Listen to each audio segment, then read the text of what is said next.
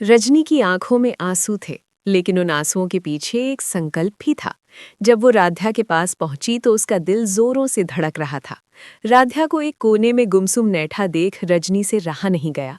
उसने आगे बढ़कर मजबूती से राध्या का हाथ थाम लिया और भर्राई हुई आवाज में कहा, राध्या, बहुत हो गया ये सब।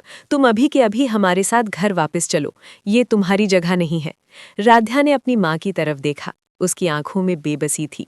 उसने धीरे से अपना हाथ छुड़ाने की कोशिश की और सिर झुकाकर बोली, नहीं माँ, मैं नहीं जा सकती। जो कुछ भी हुआ उसके बाद मेरा वहाँ वापस जाना ठीक नहीं है।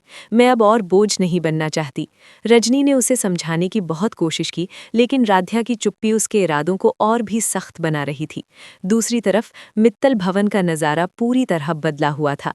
घर में उत्सव जैसा माहौल था, लेकिन ये उत्सव किसी खुशी के लिए नहीं, बल्कि एक साजिश की जीत का था।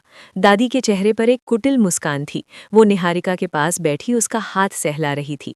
दादी ने चहकते हुए कहा, देखा निहारिका, आखिर राध्या इस घर से बाहर निकल ही गई।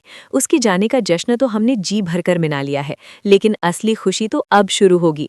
अब वक्त आ गया है कि तुम्हें इस घर की बहू बनाकर लाने का जश्न मनाया जाए। निहारिका भी दादी की बातों में सुर मिलाते हुए अपनी जीत पर इतरा रही थी, मगर इसी घर के एक कमरे में प्रथम की दुनिया जैसे ठहर गई थी। वो खिड़की के पास खड़ा होकर बाहर की ओर देख रहा था, लेकिन उसकी आंखों के सामने सिर्फ राध्या का चेहरा घूम रहा था।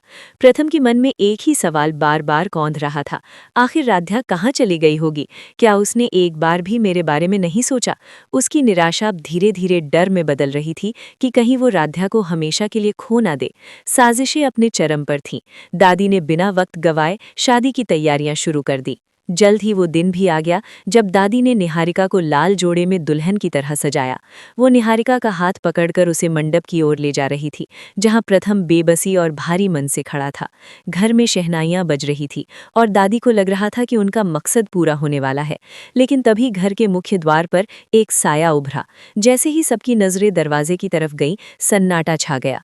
रजनी राध्या का हाथ मजबूती से पकड़कर घर के भीतर दाखिल हो रही थी। राध्या के चेहरे पर इस बार हिचकिचाहट नहीं, बल्कि एक ठहराव था। रजनी ने निहारिका और दादी के सामने खड़े होकर साफ शब्दों में ऐलान कर दिया कि राध्या कहीं नहीं जा रही है। इस अचानक वापसी ने मित्तल भवन के समीकरणों को पूरी तरह हिलाकर रख दिया और दादी के मंसूबों पर पानी फेर दिया।